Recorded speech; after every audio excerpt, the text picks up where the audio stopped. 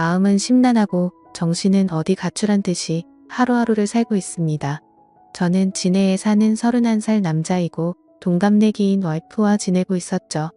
결혼 3년 차에 저에게 이런 일이 일어나 많이 혼란스럽고 힘이 듭니다. 와이프는 아이를 가진 후 육아휴직을 하며 집에서 생활하였고 아이 낳고 살이 쪄 운동하고 싶다고 해서 헬스 개인 PT도 150만원짜리 결제도 해주면서 제 나름대로는 제 아내를 잘 챙겨줬다고 생각하고 살았습니다. 와이프는 육아휴직을 마치고 복직한 뒤 자주 회식이라며 외출을 하였고 오랜만에 육아를 벗어나 일하는 아내가 늦게 들어와도 그러려니 이해를 하려고 했습니다. 그런데 제가 너무 이해를 해준 탓일까요? 술을 먹고 새벽 4시 넘어 귀가하는 시간이 점점 늘어가기 시작했고 의심을 하면서도 저희에게는 눈에 넣어도 안 아픈 두 돌도 안 된 아기가 있는데 설마 그런 짓을 할까 생각하였습니다. 올해 3월 아이가 두 돌이 되기 며칠 전 저는 보고 싶지도 생각하기도 싫은 장면을 보았습니다. 빌라 2층 베란다에 있는데 어떤 남자와 와이프가 함께 빌라 입구로 오더니 남자가 제 와이프에게 목에 멍자국 잘 가르라는 말을 하는 걸 들었습니다.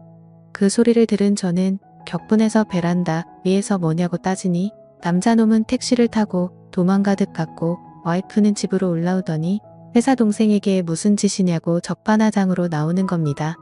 아내는 술도 안 먹었다고 하는데 술 냄새가 났고 그 상태로 아기가 자고 있는 곳으로 가려고 해서 저는 그 몸으로 어딜 가냐고 화를 냈습니다. 그러고는 화장실에 들어가서 안 나오길래 장모님께 먼저 전화를 걸었고 팔은 안으로 굽는다고 장모님은 그럴 애가 아니다 라고 반복해서 말을 하시더라고요. 제가 장모님께 전화하는 걸 들었는지 와이프는 밖으로 나와서 장모님과의 통화를 끊어버리더니 나도 숨 좀 쉬고 살자고 하는 겁니다. 솔직히 와이프는 주간 야간을 번갈아 가며 일을 하는 회사였었고 저는 야간이 없는 병원 일을 해서 칼퇴가 가능해서 애를 돌보는 건 온전히 제 몫이었습니다. 저는 5시 반 퇴근이라 어린이집에서 애를 데려오는 것도 제가 했고 집에 데려와 애를 씻기는 것도 밥을 먹이는 것, 재우는 것 그 모든 걸 제가 다 했습니다. 힘들지 않았다면 거짓말이겠지만 애를 제대로 돌보지 않는 아내에게 이교대하니까 힘들겠지 하면서 제가 다 했습니다. 와이프는 간혹 저와 함께 쉬는 날이면 2살인 애한테 계속 TV를 보여주며 혼자 놀게 두었고 와이프는 핸드폰만 만지작 거리는 게 일수였습니다. 술 먹고 들어온 그날 저와 말다툼을 하고 와이프는 집을 나갔고 그날 집에 들어오지 않았습니다. 나중에 알고 보니 회사 근처 숙박업소로 갔더군요. 다음 날 아침에 얼마 전에 사줬던 와이프 차 안에 있던 블랙박스를 보니 가관이더군요. 며칠 전 봤던 그 남자와의 대화 녹음이었는데 누가 들어도 연인처럼 대화를 주고받더라고요. 손이 부들부들 떨리고 화가 나서 도저히 참을 수가 없었습니다. 그래서 저는 곧장 처가에 제가 본 영상 내용 다 말하고 장모님은 그제서야 용서해달라고 했지만 저는 용서할 자신이 없었습니다. 더 황당한 건 그 소식을 듣고 나중에 아내한테서 전화가 오더니 어떻게 할 건데? 라고 묻더군요. 그 전부터 저한테 바람피면 이혼이다. 라고 말한 여자였기에 이혼이다. 네가 한 짓은 간통이다. 뭐가 그리 떳떳하게 말하냐라고 했더니 간통죄 없어졌다고 뻔뻔하게 말하더군요. 그래서 저는 더 이상 이 여자와 살면 안 되겠다는 생각에 애기 데리고 나와 현재 본가로 들어와서 살고 있습니다. 이혼 준비하면서 와이프에 대해 이리저리 알아보니 대단하더군요. 전 직장에서 양다리 걸치고 그중 한 남자한테는 몇 100만원 빌린 뒤에 잠수 타버리고 대부업에 손 대서 추심 들어올 뻔한 적도 있고 그랬다더군요. 도대체 왜 결혼 전에 그걸 알아볼 생각을 못했을까 후회도 되었고 결혼 전에 알았다면 얼마나 좋았을까 싶었습니다. 그리고 와이프가 만나는 남자에 대해서도 녹음된 이야기를 들어보니 작년에 군대 전역한 젊은 놈이더라고요. 그놈은 뭐가 좋다고 유부녀랑 놀아났는지 참 어이가 없습니다. 심지어 녹음된 날짜들을 보면 아이 영유아 건강검진, 예방접종을 예약한 날도 그놈과 먹고 노느라고 가지 않았습니다. 아이 태아 보험료도 1년 내고 그 다음 아예 넣지를 않아 실효되었더군요. 저는 알아서 잘 넣고 있는 줄만 알았습니다. 와이프는 저에게 정확한 월급에 대해 이야기를 해준 적이 없어 거의 생활비는 제 카드로 결제를 했던 상황이라 와이프의 카드 내용을 제가 잘 몰랐습니다. 그런데 그제서야 와이프의 카드 결제 내역을 보니 정말 한숨만 나오더군요. 한 달에 월 250만 원은 넘게 쓰고 있었고 벌써 카드 한도 초과까지 썼더라고요. 그런데도 그놈 자취하는 곳 주위에서 이불집에서 74만 원치를 긁었더군요. 무슨 같이 살림 차릴 생각인지 생각조차 하기가 싫었습니다. 아무튼 그 여자 빚 때문에 협의 이혼하고 있습니다. 복수하고 싶은데 명예훼손이니 뭐니 피해자를 위한 법은 없더라고요. 회사에 이것들 이름 다 까발리고 싶지만 제게는 아이가 있기에 제가 범죄자가 되면 안 될 것 같아 참고 있습니다. 아이는 엄마의 정을 받고 자라지 않아 다행인지 엄마를 찾지 않고 잘 지내고 있습니다. 왜 가해자들은 저렇게 웃으면서 지내는데 피해자인 제가 이렇게 힘들어야 하나요? 대한민국 법은 가해자를 위한 법인 것 같습니다. 중구난방으로 적었습니다. 긴 글 읽어주셔서 감사합니다. 다음은 후기 내용입니다. 안녕하세요. 여러분들, 저는 이 글 쓴 이의 절친한 친구입니다. 친구에게 양해를 구해 계정을 빌려서 작성을 하고 있습니다. 제가 목격한 사실들을 얘기하기 위해서입니다. 저는 이 친구의 연애 시절부터 쭉 지켜봐왔습니다. 이 여자 때문에 항상 힘들어했습니다.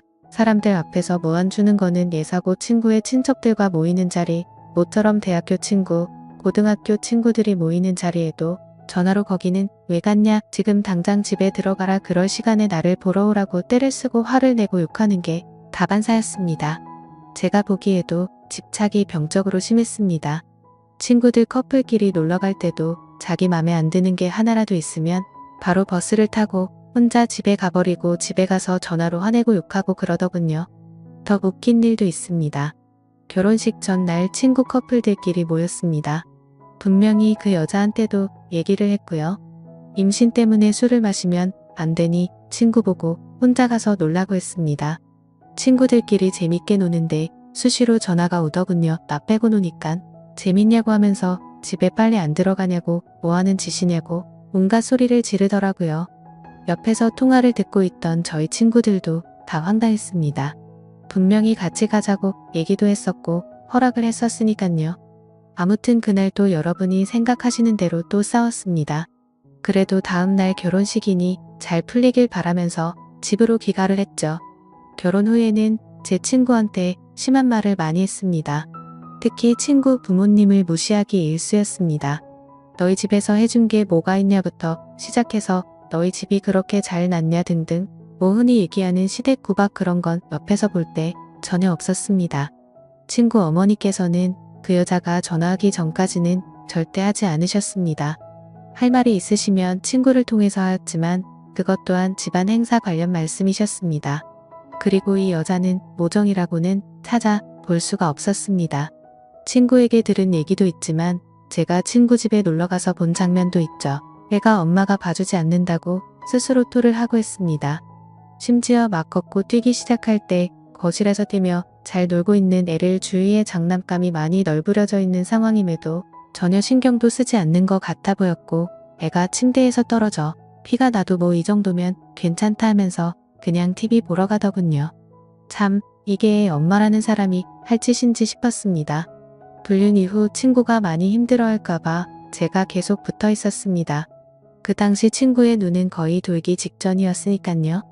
혹시나 사고를 칠까봐 혼자 둘 수가 없겠더라고요. 위에 친구가 작성한 글에도 있지만 그 사건 다음날 전화가 왔습니다.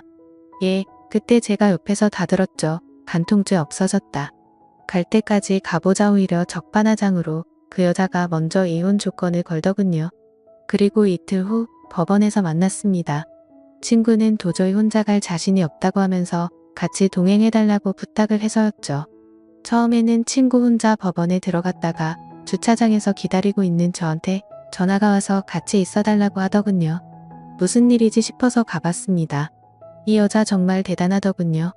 껌을 짝짝 씹으면서 본인이 먼저 조건을 제시했으면서 이제 와서 말을 다 바꾸더군요. 법원에서 어디선가 상담을 받고 온 듯 했습니다. 어찌 그리 뻔뻔하던지 도저히 참지 못하고 제가 법원에서 짜증까지 냈습니다. 오히려 친구는 차분해졌으나 제가 눈이 돌았어서 친구가 오히려 저를 말렸습니다. 작성하다 보니 다시 화가 날 정도로 상종 못할 인간이었죠. 제 친구 정말 많이 힘들어했습니다.